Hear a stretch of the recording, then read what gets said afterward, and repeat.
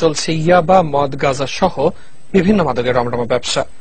প্রশাসনকে ম্যানেজ করে এই অবৈধ ব্যবসা চলছে বলে জানিয়েছেন জড়িতরা।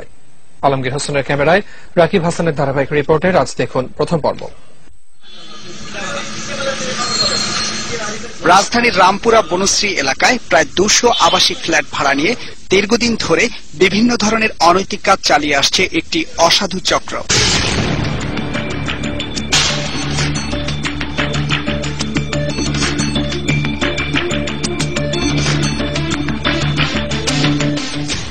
সরেজমিনে 21-এর ক্যামেরায় এভাবেই ধরা পড়ে ইয়াবা ও নারী ব্যবসার দালালরা।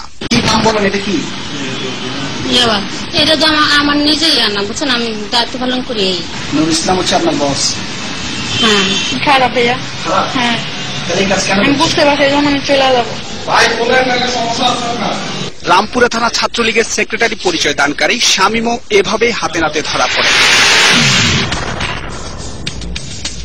সে সময় 21-এর প্রতিবেদককে দেখে নেওয়ার হুমকি দিলেও পরবর্তীতে বিভিন্ন স্থানে দেখা করে ম্যানেজের চেষ্টা চালায়। বনশ্রী এলাকায় মাদক ব্যবসার হোতা কথিত স্বাধীনের মা। সেখানে 21-এর ক্যামেরার উপস্থিতি টের পেয়ে পালিয়ে যান এক নারী, তবে ধরা পড়ে যান আরো দুজন।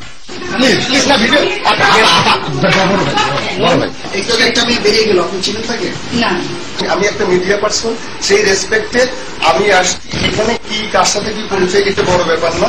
ঝর্ণা, শান্তা, নুর ইসলাম, মিতা এই 4 জন বনশ্রী এলাকার মাদক ও নারী ব্যবসা নিয়ন্ত্রণ করেন। ঝর্ণার বাসায় নিয়মিত ইয়াবা সেবন এবং গাঁজার আসর বসে। গোপন ক্যামেরায় ধারণ করা ঝর্ণার স্বীকারোক্তিতে বেরিয়ে আসে প্রশাসনের জড়িত থাকার খবরও। সব প্রশাসনের ভোট, সবগুলা আমার পাবলিক সেক্টর আসলে খুবই কম।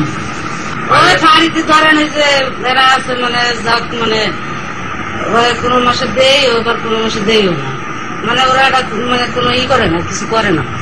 এক পর্যায়ে 21-এর টিমকে প্ররোচিত করতে দেয়া হয় অনৈতিক প্রস্তাব। এটা তো আছে সুন্দর ভাই, স্যার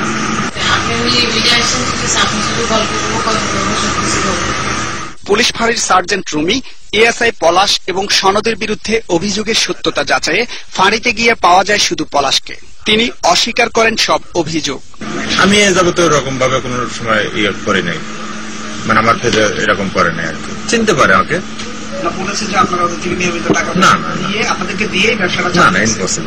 আবাসিক এলাকায় এ ধরনের অনৈতিক কর্মকাণ্ডে ক্ষিপ্ত স্থানীয়রা। অনাচার কয়দিন চলবে? চললে তো দেখা দেখি সমাজ কলুষিত হয়ে যায়। আমাদের নিজেদের কাছেও খুব ছোট মনে হয়। আমি মনে করি যে সবাই মিলে এটা উচ্ছেদ করা প্রয়োজন।